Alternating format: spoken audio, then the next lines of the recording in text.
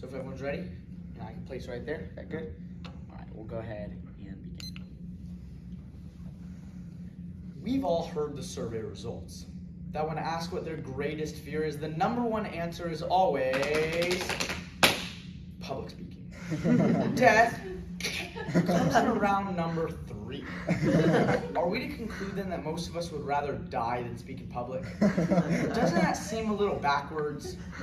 Many a speech teacher has been heard to assure a new class, I haven't not a student yet. But why take that chance?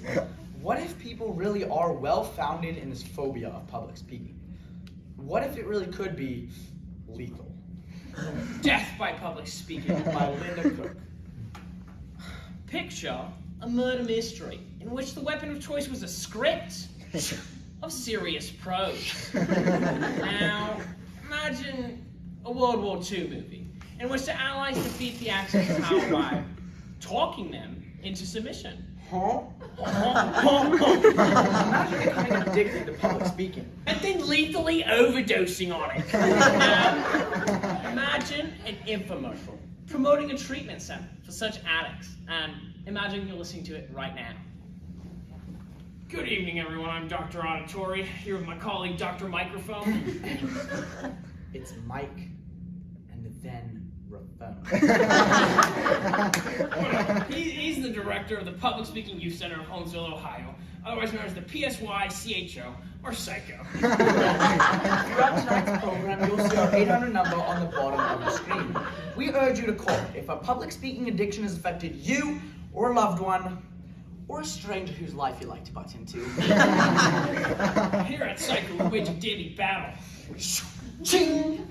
against the mysterious phenomenon of DPS, otherwise known as death by public speaking. The most common forms of DPS is when the user becomes addicted and then lethally overdoses on it.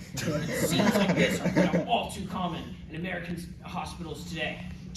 Make way, coming through, Doc. You better take a look at this one right away. What are the symptoms? Heart palpitations, cold sweat, rapid pulse. What's the United Nations on the Middle East? Oh my God! How did this happen? Well, you see, sir, we were just at this speech meet. Speech? Yeah. And you're her coach? Yeah, I'm her coach. I'm going to www.research.com/dinner! Oh, what event was it? What event was she in? It was extemporaneous. Extemporaneous! Can't you see she's just a kid? She's just a kid, but she said she could handle it just this one time, and I didn't think that well. Oh, so you didn't think? Did the parents know? Yeah, the parents know. I called them from the speech meet. They're on their way. Good.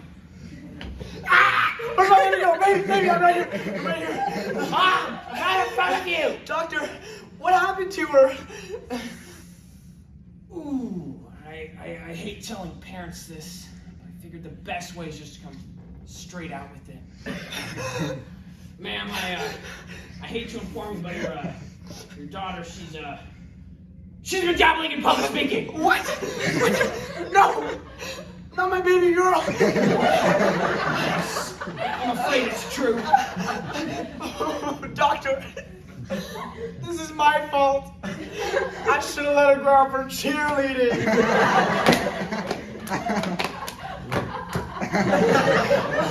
Doctor, how could this have even happened to us? That's a really good question.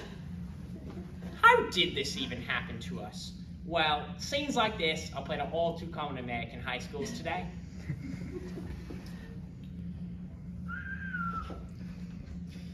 Hey kid, I got a primo script here for humorous prose. Have a look. Prose? Gee, I don't know. No, come on. Hey, precisely timed satire and clever puns, they can be a real rush, You're not a chicken, are you? No, I'm not a chicken. There you go. Okay. And the siren songs and competitive forensics claims yet another innocent victim. Imagine if the same student had just been taught to say no. Come on. You won't get hooked from just one little peek. Ew! Get away from me, you! I'm going home to watch reruns of the Brady Bunch!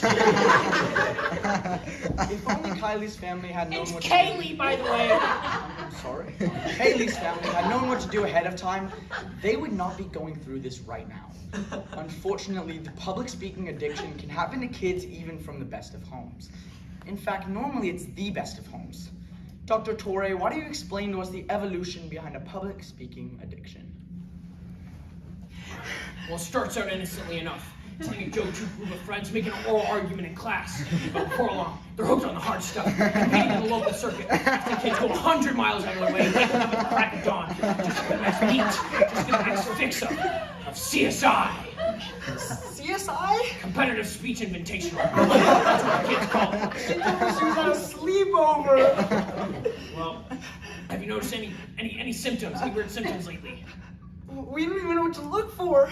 Well, have you noticed her talking to herself alone in her room? Well, yes, but we thought she was on her phone. Oh, this explains incredible phone bills. Too high? No, too low. No teenager would talk so little. Oh, and the conversations were oh so repetitive. What other symptoms, doctor?